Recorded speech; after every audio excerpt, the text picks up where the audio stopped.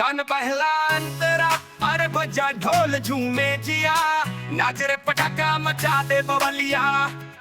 अरे घुंघरुआ के ताल पे झटका मार, भोजपुरी में भइल पटास तैयार है। बीच ड्रॉप सब झूमे लगा, अरे नाच रे पटाखा जैसे नाच रे, डीजे बजाइता सबके नाचवा छुटिए। अरे नाच रे जिया से नाच रे, रात भर चलिए धमाल पार्टी।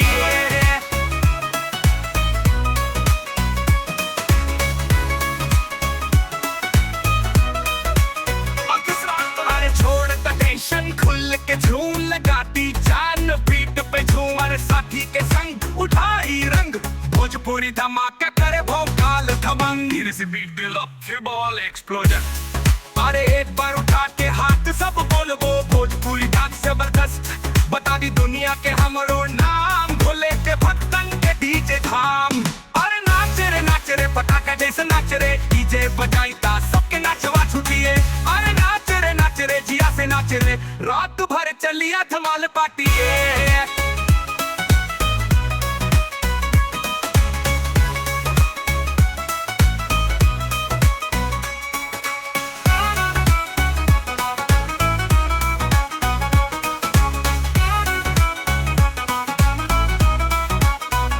नाच रे पटाखा जैसन नाच रे, डीजे बजाइता सबके नाचवा छुटिए।